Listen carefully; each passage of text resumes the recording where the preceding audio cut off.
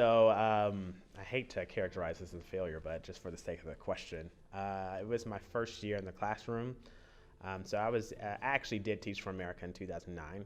So I joined the Corps that summer and actually was placed in a Title I school in Southwest Atlanta, where I actually did my 2-year commitment. In my first year, I was responsible for teaching 8th grade science. And I'd say I had a significant series of challenges with connecting to my students, with managing the classroom effectively so that we actually could create an environment where every student could learn. And consequently, at the end of the year, I felt as though I didn't do much to raise the student achievement metrics and markers that I had taken responsibility for doing in that first year. So many of my students actually ended the year, I'd probably say, in not too different of a place from where they actually started.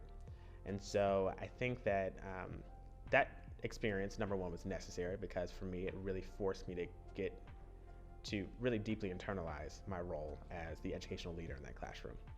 And furthermore, it really helped me to get clear on the gaps in my own teaching practice and leadership practice that had gone unaddressed throughout the entire year that kind of led towards the outcomes that I'm not necessarily too proud of. The good part is, over the summer, I was able to kind of clearly delineate exactly the places where I wanted to grow. I was able to seek out the resources, both through coaches, but also like the internet resources and other teaching pedagogy resources to actually improve the practice. I was able to spend some time earlier on really clearing out and laying out a clear plan for how I would address the gaps from the years before and making sure that I accelerated the places where I demonstrated strength, because that's another thing I didn't do a great job of doing, is really laying out exactly where I was exercising some of my strengths, and was able to have a way better year that second year and an even better year that third year. So I consider it to be probably a necessary leadership lesson, but one that I would say is certainly not my proudest moment from my entire professional trajectory. My biggest failure would be I was laid off. I was in the oil and gas industry, and basically the market got cut in third, and hundreds of thousands of people got laid off, and we all had to kind of get up and figure it out because all those jobs for all of us were gone. And it really allowed me to reevaluate what I wanted to do every day and the type of company that I wanted to work for. And it led me to changing industries and coming to Mayer, moving to Birmingham, which was the greatest decision for me and my family that I could ever make. And so from that was definitely a low that happens to way more people than you think, and it very well could happen to you eventually. And just know that there are business leaders that have gone through that, and it ended up making them better and a better, well-rounded professional. Yeah, sure. Well, I'm gonna reach back to probably one of my first assignments with Entercom. This is really the only company in my career, but I was given an assignment to check someone else's work. It was a review that was done, and I frankly just didn't understand the level of detail and quality that was needed in that.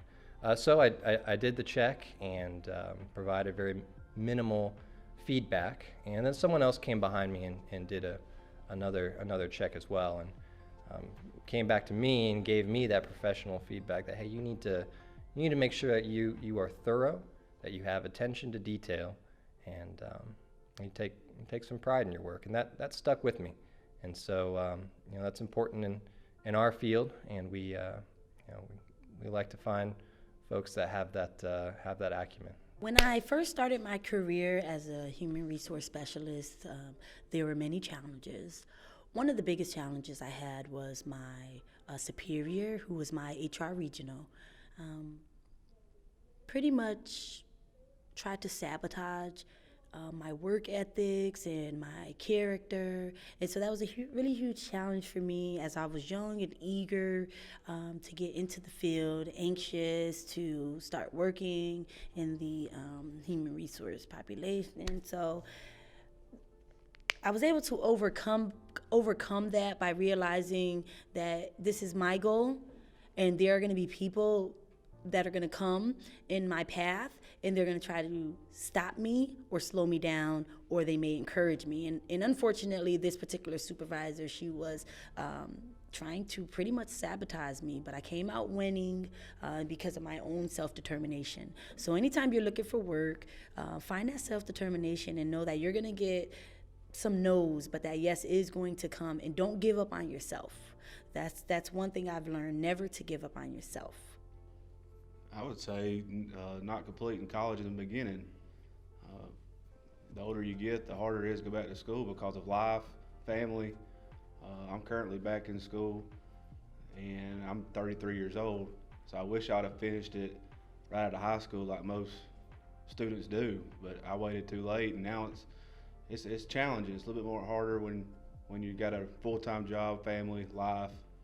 So I would suggest, as a career failure, that might have been one. I mean, I lucked up and got a pretty good job. So, but looking back, I wish I'd have finished school then instead of waiting until now to finish. And I concur with Pete. I did the same thing. Came here to UAB back in the late 70s and really didn't apply myself. Let some opportunities bypass me and turned around and had to come back to school and graduated, got an associate's degree at the age of 50.